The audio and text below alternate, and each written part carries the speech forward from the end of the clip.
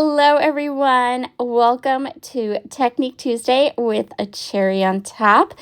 Today's theme is going to be watercolors, and I'm going to teach you a really easy, fun technique to create. You could create either an entire background, or in this case, we're going to create a section of a background using some watercolors. I'm going to start with my old school circle cutter and some chroma mist. So I traced a circle onto this paper. This is heavy weight hot press watercolored paper. And I'm going to be using a collection of chroma mists to paint onto this background. So I am using the colors Bark, Magnolia, and Crocus for my background today. These colors are perfect for matching the Simple Vintage Flower Shop collection from Simple Stories. That's the collection we're going to be using today. I have a cup of water, I have the chroma mist, and I also have a mini mister from Ranger. And what I'm basically going to be doing is I'm going to spray the chroma mist onto my glass mat, and then I'm going to go ahead and kind of paint in this circle. I'm going to add some splatters as well, but basically I am just looking for a nice wash. So this is my favorite paintbrush from my stash, and I'm just going to go ahead and spray the chroma mist, water it down a little bit, and then go ahead and add the color to this circle. So I came in with the Crocus, now I'm coming in with the Magnolia. We are going to cut this circle down, so we don't need to worry about staying inside the lines necessarily. But the reason that I drew that pencil mark is because I want my paint strokes to kind of follow that circular motion. And the best way for me to be able to do that and kind of get that kind of circled paintbrush strokes was to have that little bit of a guideline there. So I am just adding more water when I need, and I'm filling in this whole circle with these paint strokes. I'm coming in lighter on on some places, heavier on some places, adding splatters, just getting a nice watercolor wash onto my paper. So if you kind of think of this as a bubble, I'm going to come in with the Bark chroma mist, water it down a little bit, and I'm using a different paintbrush. So this is more of a flat paintbrush, and I'm just adding kind of like some highlights to my background here. Again, I'm not filling this in, and the reason I chose Bark and the reason I am adding this brown to my circle is because I'm going to be using that Flower Shop collection from Simple Stories, and that Flower Shop collection from Simple Stories has this gorgeous pop of brown in it, and I think that that is my favorite part of that whole particular line of products.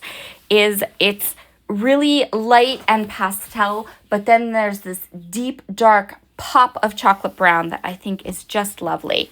So once I have my painting done and I'm happy with it, I'm going to set this aside to dry completely. For my layout today, I am going to be scrapbooking two heritage photos. So both these photos are from the 1950s. They are photos of my aunt as a baby. One of them, she is with my grandfather, and one of them, she is with my great uncle. So I've chosen some cut apart pieces from both the 12 by 12 and 6 by 8 paper pad. I've chosen a couple of die cuts. I've chosen a background paper, and what I'm going to do is I'm going to almost scrapbook most of my embellishments, most of my my photos, all those kinds of things onto a 6x8 sheet of paper. You'll see as I go through here. So I'm starting with the photos. I'm going to map both my photos and I'm going to ink them up using Distress Oxide ink in Vintage Photo. Then I'm going to place both the matted photos onto another piece of the 6x8 paper, and I kept all of the papers I chose very neutral because this is going to be a base. We are going to layer lots of color and fun and interesting things on top of here. So I wanted to have kind of a neutral spot to put it. You'll also notice that there is a gap between my two photos because as I work through the embellishments, I'm going to fill that gap in a little bit. So there will be a lot of color added on top of these neutral papers. So my idea is to have a bunch of elements, including my journaling and everything, on clustered together. So for me, the best way to do that is to just go ahead and kind of scrapbook this photo mat. So add layers, add things to it. And this works really well because I'm going to go ahead and have that watercolored panel in the background, but it needs to dry. So this is how I'm going to do it. I'm going to go ahead and kind of just add all these layers, use my glass board, and kind of decide where I want all these bits and pieces to go. Now, these pieces are all from the cut apart papers that are in the collection. I believe it's a mix, so the tags and some of the larger pieces are from the 12x12 papers. The small areas that I'm going to journal on, those are from the 6x8 paper pad. So I'm going to go ahead and keep adding all of these fun little bits and pieces where I want them. I'm inking everything up with the Vintage Photo Distress Oxide ink, and then I'm adhering them where I want, right around those photos. Next up, I am going to come in with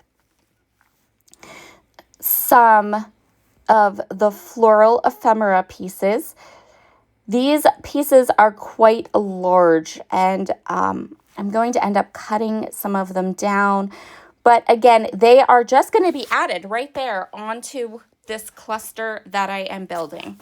So I'm going to choose the floral pieces that I want, then adhere them and tuck them in around this cluster, which now is becoming like one piece, right? Because I'm gluing it all together. So when I build the background, this will be done. It'll be clustered. It'll be ready to go. And I can just add it to the background paper I've chosen and then add the watercolor panel. I always cut large florals in half and tuck them in. Very rarely do I ever use them as one full piece. I even do that with the stickers. I love florals, but I like them to be little smaller elements on a page, not so large.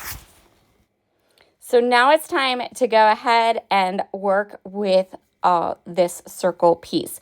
I'm going to use this exact same circle. This is the circle that I used to trace out onto the watercolor paper, but now I'm going to cut it, and I'm going to cut it on the inside. This is an old circle cutter. I think it's Creative Memories from 20 years ago. It still works great. I still love it.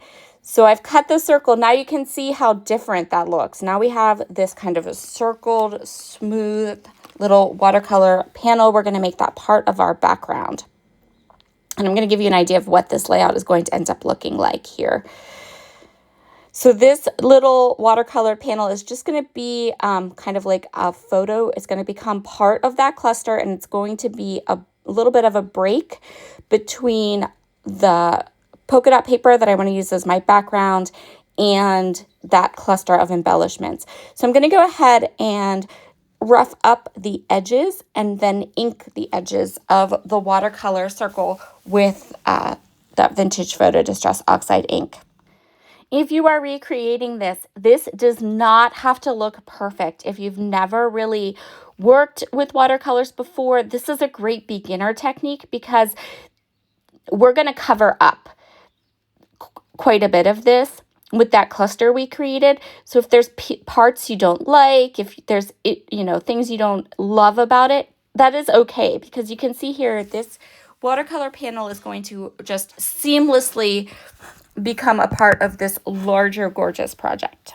Once I have the watercolor panel adhered, I want to pop up this entire photo cluster panel we have going on here. So I'm going to go ahead and put a ton of foam tape on the back, take up all the release paper, and pop it up.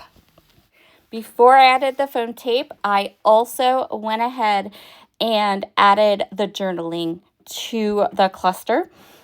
So I'm just going to kind of center that onto the page, and here you can see how that just allows our watercolor panel is going to allow all of these elements to kind of pop up and away from them, which I love. I hate naked tags, so I'm grabbing some hemp twine, and I'm going to go ahead and add some bows and some little strings to my tags. I want that twine to provide a little bit of texture and a little bit of interest. So in addition to tying the bow, I am also kind of just tacking down the strings. So they still have the look of being kind of free, I guess, but they're also not going to move from where I want them. For title, I'm going to add this small foam sticker onto the layout, and then I'm also going to add 2 more little butterflies to the layout just for a little bit of extra dimension and interest, something that's not a flat sticker to the page or a flat piece to the page. So just those 3 little elements, and then I'm also going to take the 12 by 12 cardstock sticker sheet.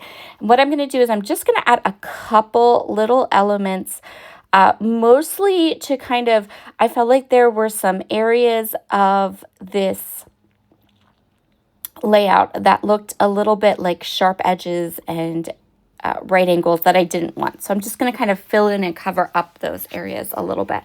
I think that's it. I think those are the only 2 spots that I felt really needed a little bit of something there. Now I'm going to fill in that gap between the 2 photos. I'm going to take 2 of the small stickers. I'm going to cut them in half and then kind of layer them up and place them right in the middle. So that kind of brings some of that color that's on the outside edges of my photos right there into the rest of the design of the page. And I think that that really makes everything seem cohesive and really nice. I love how that turned out. So there is my finished layout for today. If you would like to hit that like button, hit subscribe, that would be amazing. And I hope you enjoyed this process for a really lovely watercolor background element on your page today. Here are all of the close-ups. Have a wonderful day, and I will see you again soon. Bye.